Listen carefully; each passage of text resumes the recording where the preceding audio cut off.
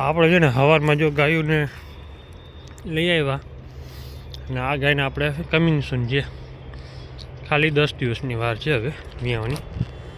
હાલ બાકી મેં હું બધી આપણે આગળ નીકળી ગઈ. જય માતા મિત્રો, કેમ છો બધા મજામાં? ને હવે આપણે ડેલી વ્લોગ આપણી આ ચેનલ ઉપર આવશે રામબાને એ બ્લોગ ઉપર, કેમ કે ઓલામાં આપણે જો એવો સપોર્ટ નથી થતો ને હમણાં તો આપણે હા પનોતી બેસી ગઈ હરખી એક પછી એક. આજે જે રિપેર હગી ન હવે આપણે કેમ ગાડી રિપેર કરાવવા મૂકી કે ભાજી જોઈએ એવી રિપેર થઈ નથી તો બીજી આવી ગઈ રિપેરમાં. પગ જલાવવાની બધી અસર થઈ ગઈ છે એક પછી એક. આજે 10મી ભેંસ પગમાં આવી છે પાછી.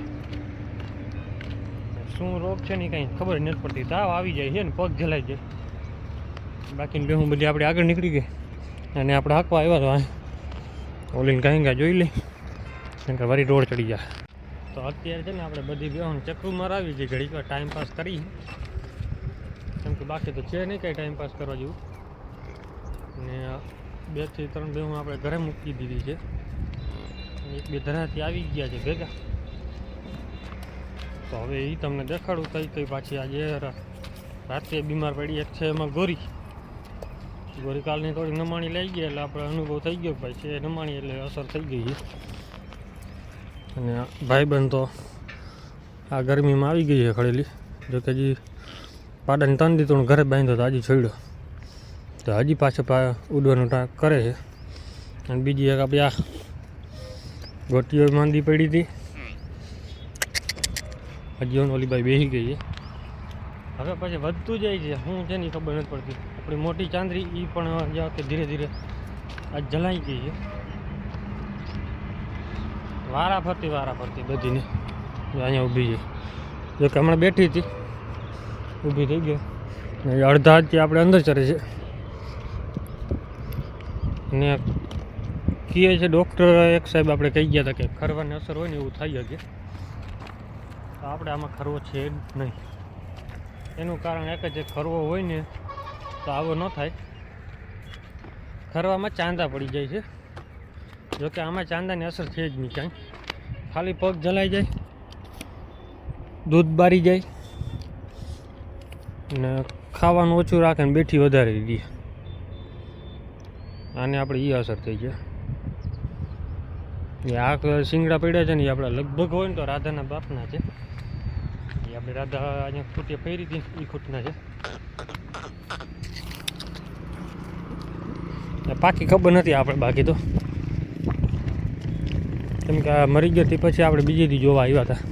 2-3 દી થઈ ગયા હતા ને ભાઈ હું લઈને આવ્યો ને ત્યારે જો કે અહીંયા નાખી ગયા ત્યાં તો પૂરું થઈ ગયું હતું, જ્યાં તરફ વહી ગયો હતો. બાકી હવે છે ને બેહું વૈંડામ પૂરવાની છે.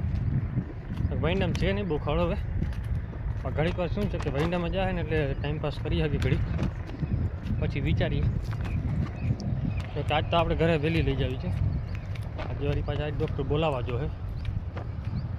ખરવાની વેક્સિનનું કંઈ કોમેન્ટ કરે ખરવાની વેક્સિન મારવી દેવાય. તો એમાં એવું છે કે ખરવાની વેક્સિન છે ને એ સરકારી કેમ્પ હોય ને ત્યારે જડે, ડૉક્ટર પાસે ક્યાંય ન જડે. અત્યારે હાલમાં કેમ્પ હાલતા હોય ને તો અહીંયાથી તમે લઈ આવો, ડૉક્ટરને કહી દો તો આપણે ડૉક્ટર ઘરે આવીને મારી જાય. કેમ કે આપણે તો જો ભાઈ ડોઝમાં બધાને વેક્સિન મરાવી છે, પણ હવે એ કેમ્પમાં ના હાલે કે અમારે કેમ્પમાં મારી ના શકે ડૉક્ટર. એનું કારણ એક જ છે કે હું દઈએ નહીં, બીજો માલ હોય એટલે અહીંયા ફરજિયાત બાંધવાનું જોઈએ. હવે એ માલને આપણે એક એવી નથી કે વેક્સિન તમને પ્રેમથી મારવા દે, બધી ઓલી ખતરનાક છે. મોયડીમાં હાકરમાં બાંધીને પગ બાંધ્યા હોય ને તો એમાં ઊભી ન રહેતી હોય, તો એની વેક્સિન કેમ મારવી? એટલે અહીંયા તો મારી ન કે ડૉક્ટરને આપણે ઘરે બોલાવ્યા આવી કંઈ થાય, કેમ કે આપણો માલ છે વધારે ને આટલો માલ ને પાછો અહીંયા હોય 3 થી 4 જણા ભેગા હોય તો એ મેળ આવે. ધીરે ધીરે અસર થવા માંડી, હવે પગ જલાઈ જાય વધારે. ગાયોમાં જો આપણે એની માને થઈ ગઈ ગોરીને, એને અસર આવી ગઈ છે.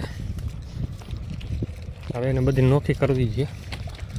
કાલથી લગભગ 4 વાર છોડવાની નથી આપણે. તો આપણી ભેહું છે ને વૈંડા પાછી આવી ગઈ છે બીજા પૂરી દીધી બધામાં. ને અત્યારે ભેહુંને પછી ધીરે ધીરે જો ડૉક્ટરને પાછા બોલાવ્યા છે. 3 દિવસથી તો ડૉક્ટર ચાલુ છે. કાલે નહોતા બોલાવ્યા. એક પછી એક હજી મોઢામાં નથી કીધું કે મોઢામાં ખાવાનું બંધ કરી દે ને તો એ કે વસમું લાગે થોડુંક વધારે. એ મવા એમ કંઈક તાવ આવે ને બીજું ખરવાની અસર હોય ખાલી પગમાં રહીએ વધારે. તો અત્યારે છે ને બધી આરામથી છે, ચરે છે.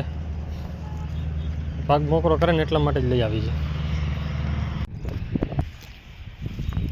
તો અત્યારે છે ને જો આપણે આ ખડેલી પણ કાલ પરમદીથી છે, નમાણી થઈ ગઈ.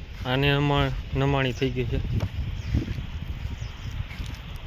એટલે અત્યારે પગમાં જ અસર વધારે છે, દુખીએ એટલે બેસી જાય. જો આ બેસી ગઈ, આ બેસી ગઈ. એ આપણી ચાંદરી ક્યાંય ગઈ હોય દેખાણી નથી બેમાં એકે. એટલે કે બેની અસર છે એટલે બે અમે નમાણી થઈને બેઠી જાય. ખડકો પકડીને બેસી જાય સીધા. એટલે હવે આંકવાની ઘરે, કે 10:30 થઈ ગયા ને એટલે જવા દે ઘરે. તો આપણી ભીલી છે વેચવાની છે. 5 આચાર જે કમ્પ્લીટ ચાલુ છે ને તે 5-5.5 લીટર દૂધ કરે છે. જો કે હજી ખોરાક છે નથી, હવે ધીરે ધીરે કરશે. 5 થી 6 દિવસ થયા છે આપણી ભીલીને. જો કે હજી બગાડને કાઢે ને એટલે પછી દૂધે ચડી જાય. આ છે એનો પાડો બ્લેક. આ આપણી ભેંસ છે. લેવી હોય તો કોમેન્ટ કરજો. તો આપણી રાધા શું ખાઈ છે ભૂકો નીર નાખી દીધી અને બાંધી ખવડાવવાની. આને એકને બાંધી દીધી છે અને બીજી ઓલીને બાંધી, કેમ કે એનો ઉપાડો બહુ વધારે છે. કેમ કે ભૂકો ખાઈ લીધો ને પછી ભાગ દોડે છે. બીજી એક આપણે અહીંયા બાંધી છે દોરી. તો અત્યારે આપણે સાંજે ને બધી ભેહું નાખી દીધો ભૂકો અને ચણાની ખારીઓ ને બધું ખાઈ છે. ચણાની ખારી 11 વર્ષનો સ્ટોક રાખેલો છે હજી. ભાઈ બહેન છૂટા છે ને હજી આપણી ભીલી ફરી નથી, ફરવા દેવી નથી, કેમ કે આપણે કરવાની છે અને સેલ.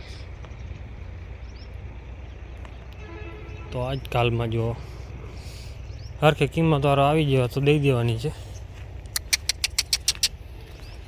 આજ આપણે આને પણ જો અસર લાગે છે, નમાણી થઈ છે. જમવો હાલ, હાલો હાલ.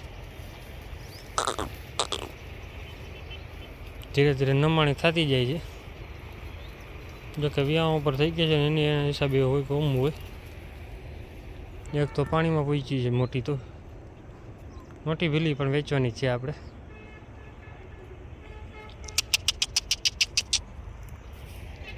બાકી ખાય બધા. જો